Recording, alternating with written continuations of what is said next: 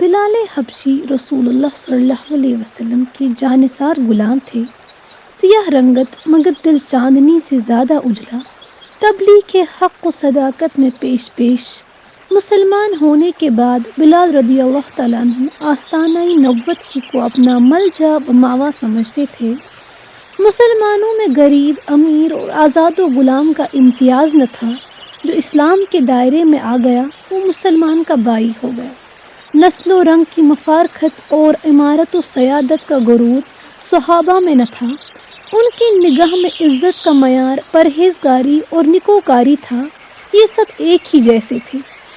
قریش نے جب یہ دیکھا کہ حبشی غلام بلال رضی اللہ تعالیٰ عنہ، عمر رضی اللہ تعالیٰ عنہ اور علی رضی اللہ تعالیٰ عنہ و عثمان رضی اللہ تعالیٰ عنہ کے برابر بیٹھتا ہے اور اس کے ساتھ کوئی امتیاز روا نہیں رکھا جاتا، تو ان کو اور زیادہ غصہ آتا کہ اسلام تو ہمارے آبائی عقائد کے ساتھ خاندانی عظمت اور نسلی وقار کو بھی خاک میں ملائے دیتا ہے۔ حبش کا غلام اور ابو طالب، ابو قحافہ اور خطاب جیسے آیان قریش کے بیٹوں کی برابری کرے، یہ کس طرح گوارا کیا جا سکتا ہے؟ اس طرح تو حبش، عراق، شام، ایران اور حضرموت کا ہر غلام مسلمان ہو کر ہم قریشیوں کا ہم پلہ ہو جائے گا۔ یہ تو عظمت قریش کی کھلی ہوئی توہین ہے۔ ہم نے اپنے خاندانی عزت کی ہزاروں سال سے حفاظت کی ہے۔ جنگ کے میدان ہماری تیغ زنی، زور آزمائی اور بے جگری کے شاہد ہے۔ ہم نے سینوں پر تلواروں، نیزوں، برچھیوں اور تیروں کے زخم کھائے ہیں، مگر قریش کی عظمت کو نیچا نہیں ہونے دیا۔ ہمارے نسب نامے دنیا کی تمام قوموں سے زیادہ مستند اور باوقار ہے، مگر اب تو محمد ابن عبداللہ کا لایا ہوا دین ہماری اس قبائلی عزت کو یقیناً باقی نہ رہنے دے گا۔ ہماری آنکھوں میں خون اتر آتا ہے جب بلال حبشی کو ہم ابو بکر و علی کے دوش بدوش نماز پڑھتا اور زانوں سے زانوں ملائے ہوئے پاس بیٹھا دیکھتے ہیں۔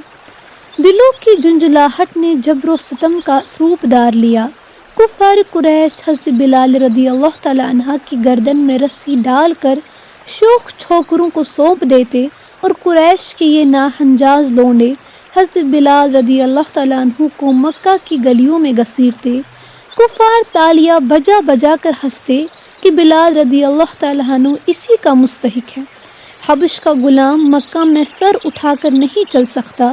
اس کھینچا تانی میں بلال رضی اللہ تعالیٰ عنہ کی گردن لہو لہان ہو جاتی۔ یہ ان بدبختوں کا روز کا مشغلہ تھا، بلکہ تفریح۔ وہ نادان یہ سمجھتے تھے کہ اس طرح ہم بلال رضی اللہ تعالیٰ عنہ کو ذلیل کر رہے ہیں۔ اس حقیقت سے وہ بے خبر تھے کہ ایسی اوچھی باتوں سے سچائی اور بلند ہو جاتی ہے۔ سب سے بڑی ذلت سیرت اور کردار کی ذلت ہے۔ آدمی کی زندگی اپنے کردار کے سبب باعزت ہو تو پھر عزت کو دنیا والے نیچا نہیں کر سکتے۔ سچائی ظالموں کے ہاتھ سے جوتوں کا ہار پہن کر بھی پست نہیں ہوتی۔ یہ لوگوں کی بھول اور کم نظری ہے جو وہ ایسا سمجھتے ہیں۔ امیہ بن خلف کے حضرت بلال رضی اللہ تعالیٰ عنہ مملوک تھے۔ وہ ظالم آپ کو تپتی ہوئی ریت پر لٹاتے، پھر آپ کی چھاتی اور پیٹھ پر گرم پتھر رکھتا۔ بلال رضی اللہ تعالیٰ عنہ کے بدن کی کھال جلس جلس جاتی، مگر اسلام کا یہ فدائی اس عالم میں بھی احد احد کا نعرہ لگاتا اور آتش سامانیوں کے درمیان خدا کی توحید کا اقرار کرتا۔ حضرت عمار بن یاسر اور ان کے والدین کو کفار طرح طرح کے عذاب دیتے۔ یہ تکلیفیں انتہائی بے رحمانہ اور شقاوت آمیز تھی۔ ایک بار عمار کے گھر والوں کو کفار ستا رہے تھے۔ حضرت محمد رسول اللہ صلی اللہ علیہ وسلم کا وہاں سے گزر ہوا۔ آل یاسر نے رسول اللہ صلی اللہ علیہ وسلم کو ملتجی نگاہوں سے دیکھا۔ ان مظلوموں کی نگاہیں زبان حال سے کہہ رہی تھی، یہ جرم عشق تو ہم میں کشت گو گائیت، نونیز برسرے بام آ کے جوش تماشائیست۔ حضور صلی اللہ علیہ وسلم نے ارشاد فرمایا، آل یاسر صبر کرو، جنت کا وعدہ بالتحقیق تمہارے لیے ہے۔ اپنے آقا مولا کی زبان سے اس بشارت کو سن کر عمار بن یاسر کے گھر والوں کے چہروں پر خوشی کی سرخی دوڑ گئی۔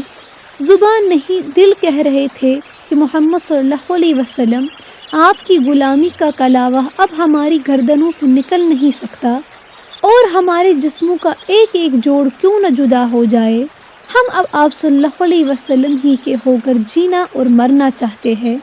دنیا کی کوئی مصیبت ہمیں اب اسلام سے نہیں پھیر سکتی، اور ہم نے کچھ سمجھ کر ہی تحقیق گلا رکھا ہے۔ مکہ کی فراخ و وسیع زمین مسلمانوں پر تنگ کر دی گئی تھی، ایک ایک صحابی کافروں کے ظلم و ستم کا نشانہ بن رہا تھا۔ عزت کوشیوں کے انداز بھی عجیب و غریب تھے، کسی مسلمان کو درخت سے باندھ کر الٹا لٹکا دیا جاتا اور چٹائی میں آگ دے کر دعا اس کی ناک میں پہنچایا جاتا، کسی کے دونوں ہاتھ پلنگ کے پایوں کے نیچے دبا کر کئی آدمی اس پر بیٹھ جاتے اور غریب کے ہاتھوں کی کھال کھچل جاتی۔ ذلت، عزت اور ایذا رسانی کے جو سامان وہ کر سکتے تھے، وہ سب کے سب ان ظالموں نے کر ڈالے۔